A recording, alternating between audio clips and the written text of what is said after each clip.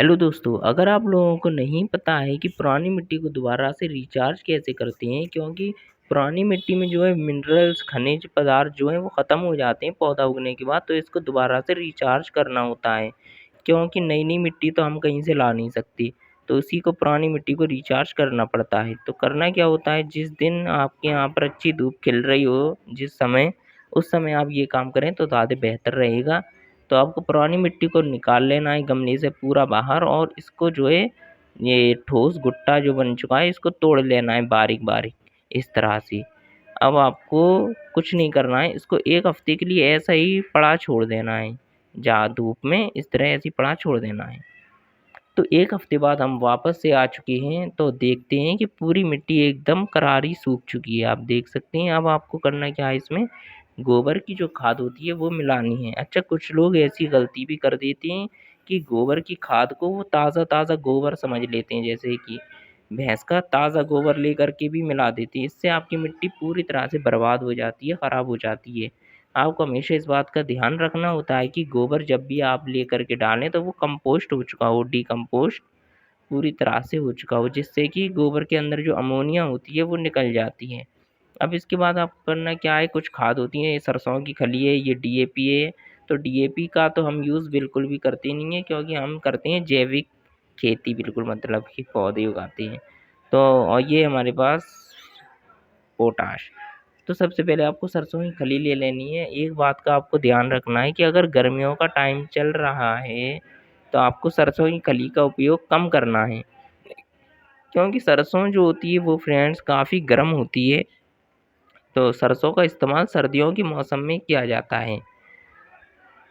तो आप देख सकते हैं हमने सरसों की खली इसमें अच्छी तरह से डाल दी है। अब आपको करना है क्या है, एक काम करना है, ये पोटाश है। अगर आपके पास पोटाश नहीं है तो आप लकड़ी की जो राख होती है उसको अभी इसके विकल्प में डाल सकते हैं। तो सबसे पहले हम पोटाश डाल देते हैं।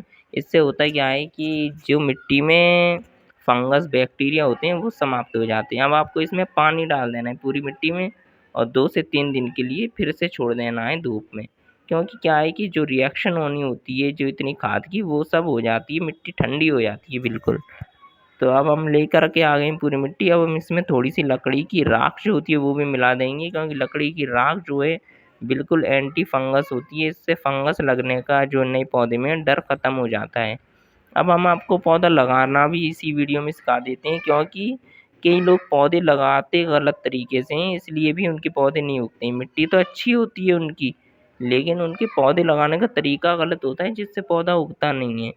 तो ये हमारे पास फ्रेंड्स, हम एक गुड़हल का पौधा लाए थे। तो ये हमारे पास एक गुड़हल का पौधा, तो हम आपको इसी को लगाना सिखाएंगे उसी पुरानी मिट्टी में जो हमने रिचार्ज की है। तो ये हमारे पास गमला है, इसकी पैनी में हम रख देते हैं कुछ मिट्टी का टुकड़ा, कुछ आप इसका जो होल होता है गमले का, किसी गिट्टी बारू से ढक दें।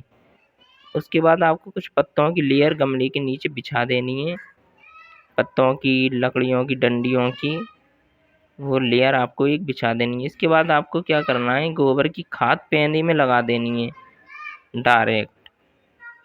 पैनी में थोड़ी सी गोबर की खाद रखने के बाद आपको किचन का जो कंपोस्ट बनता है किचन वेस्ट से, उसकी भी खाद आपको एक पतली लेयर बिछा देनी है। किचन कंपोस्ट कैसे बनता है ये हम आपको अगली वीडियो में बनाना सिखा देंगे। आप चैनल को सब्सक्राइब ज़रूर कर लें। इसके बाद आपको क्या है कि जो आपने रिचार्ज मिट्टी करना सीखी थी वो वाली मिट्टी, इसको लेकर के थोड़ा सा भर देना है। इतना भरना है कि जो नया पौधा है उसकी मिट्टी रखने के बाद बिल्कुल गमले के लेवल आ जाए पौधा, और सेंटर में होना चाहिए पौधा। इस बात का बिल्कुल ध्यान रखें। अब देखिए, आप देख सकते हैं हमने इतनी मिट्टी भरी थी। अब आप इसको, जो काली थैली में पौधे कवर आते हैं वो मिट्टी हटाने, उस थैली को हटाकर मिट्टी भी आप हटा दें थोड़ी थोड़ी। अब आप दोबारा से पौधे को सेंटर में रखें। पूरा गमला कभी मिट्टी से ना भरें पौधा रखने से पहले। पहले आप जो है पौधा रखें, उसके बाद नई मिट्टी डालना शुरू करें उसकी साइडों से। पौधा बिल्कुल सेंटर में होना चाहिए, इस बात का आप बिल्कुल ध्यान रखें। उसके बाद आप साइडों साइडों से मिट्टी को भर दें। मिट्टी एकदम कहीं से भी कम ज़्यादा ऊंची नीची नहीं हो, बिल्कुल लेवल होनी चाहिए। और उसके बाद आप अच्छी तरह से पौधे को दबा दें मिट्टी से, जिससे कि पौधा जो है हिलना बंद हो जाए, इधर उधर तना पौधे का हिलना बंद हो जाए। अब इसके बाद आपको करना क्या है, थोड़ा सा कोयला जो होता है डायरेक्ट उसको भी डाल देना है। कोयला जो है मिट्टी में बैक्टीरिया फंगस कीटाणु को ख़त्म करता है। तो ये हमने 2 दिन बाद पौधे का वीडियो बनाया है, तो आप देख सकते हैं पूरी तरह पौधा बिल्कुल स्वस्थ लग रहा है और ये एक भी पत्ता नहीं मुरझाया, हमारे पौधे का बिल्कुल पूरा लग चुका है। तो अगर आपको वीडियो अच्छी लगी हो तो चैनल को सब्सक्राइब ज़रूर करें।